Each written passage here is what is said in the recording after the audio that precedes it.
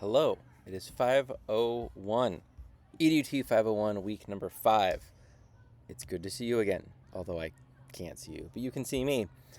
You can see that even though I'm wearing a mask almost every day at our school, I'm not right now, and I just realized I need to shave. So it is. Or I meant to do this. It's a new look. I don't know who's a leading Hollywood actor who does this. I got nothing. I got nothing for you. This week though, this is a good week. It's a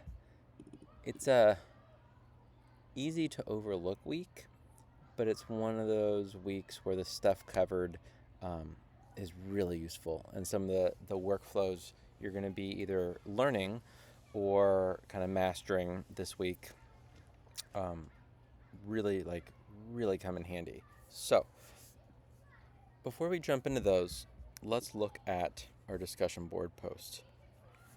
With kind of through the lens of TPAC, you have Sal Khan's TED Talk.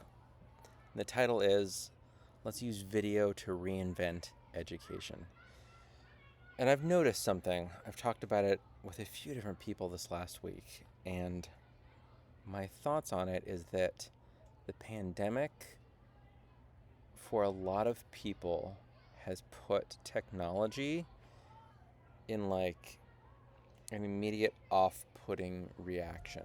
There's this really negative correlation between specific tech tools because of remote learning. I had hoped it would be the opposite, where people are like, let's take Seesaw for example. It was a platform that we were using like really a lot with first and second grade in particular at our school. Every grade level from like TK to 8th grade, all 10 grades, had Seesaw accounts.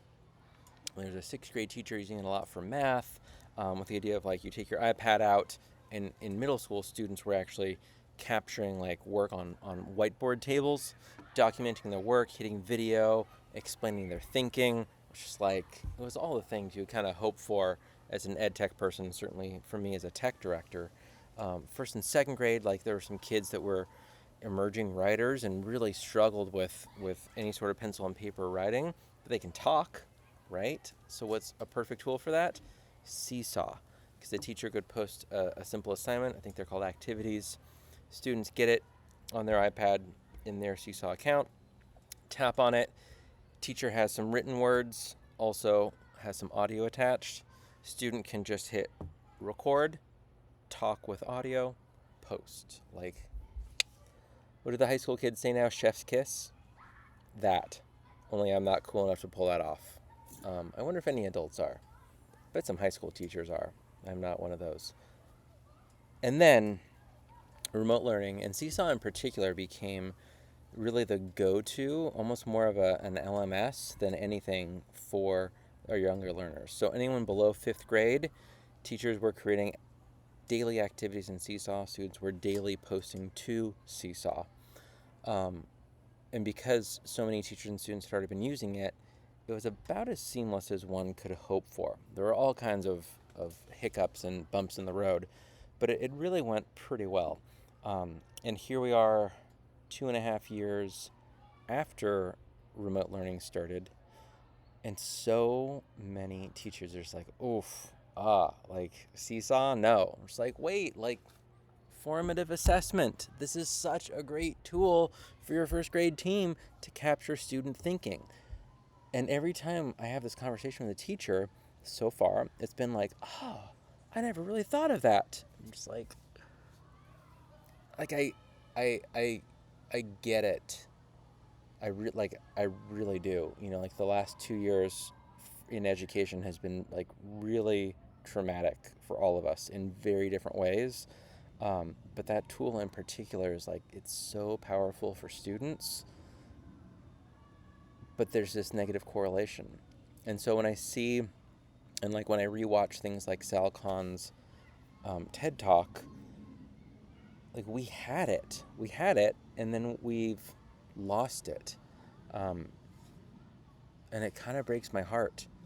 You know, like we're in some ways, our school, and I know a lot of colleagues in similar spaces, our school is like pre-pandemic ed tech integration in a lot of ways because of that. Like there's times when hopping on a Zoom call would be the best solution for a parent meeting, for a bunch of us that are kind of all over the place, and it's like, no, we need to schedule it for like another week out and make it in person. Again, I think it's just this negative correlation of like Zoom bad. Like, no, Zoom forced us to learn Zoom. Zoom forced us. The remote learning forced us to learn Zoom. Remote learning forced us to learn Seesaw and Google Classroom and be rock stars at it. And so I think we are where Michael B. Horn, if you don't know him, pause now, follow him on the Twitters, get his newsletter. Michael B. Horn is like, this is our moment to reimagine education. And we're not. We're not. Like, what? It's kind of a downer video. So, yeah, I mean, this TED Talk is clearly pre-pandemic. And it's really interesting. So I encourage you to be honest in our discussion board with your take on it, because it's a very different talk and a very different video than it was when it first came out. It's an important conversation. It's still for sure relevant. It's relevant, but it's a different talk. That's our discussion board. Let's look at your assignment, an instructional screencast, which either sounds amazing or super nerdy and boring and lame, or both. I'm going to go with awesome. So this one's great. Again, Ramsey Musallam put together this assignment. If you look at just Blackboard Week 5, you'd be like, all right, whatever, this looks like not a lot of work. When you click on that Google Doc, assignment number 5, instructional screencast, you'll see there's a lot of work to be done. There's 7 steps. Each step is going to have 1 or 2 resources, to look over.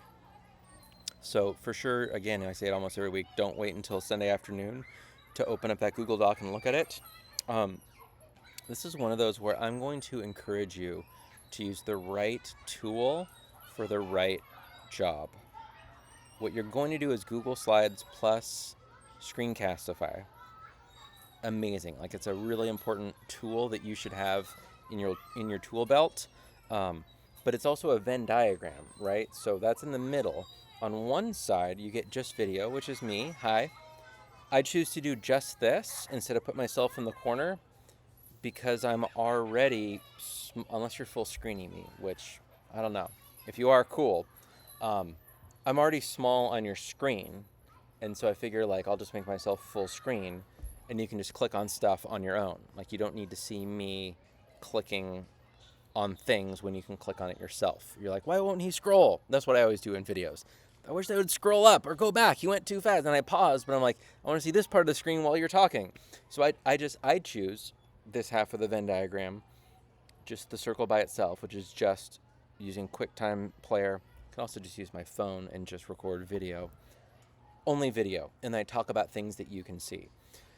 Screencastify plus Google Slides is in the middle, and then on the other end is just a straightaway screen recording, which again, I use a lot, particularly when, like, I was just walking someone through adding a printer. They were stuck on something, and it was just quicker to open up QuickTime Player on my Mac, go to File, New Screen Recording, draw a box around what I wanted, click, click, click, click, attach that, it's under 10 megabytes, email it back to the person. Here's how to do it. They can watch it 10 times in a row. Great. There's times when you want both, when you're, delivering like new content, when you have slides to go to. Yeah, that would be the way to go. So that is sort of R2D2. I just got a text message. That's that. So take a look at that assignment. Excited to hear your thoughts on Sal's TED Talk. And that's all I got for you for week 5. Happy week 5, everybody.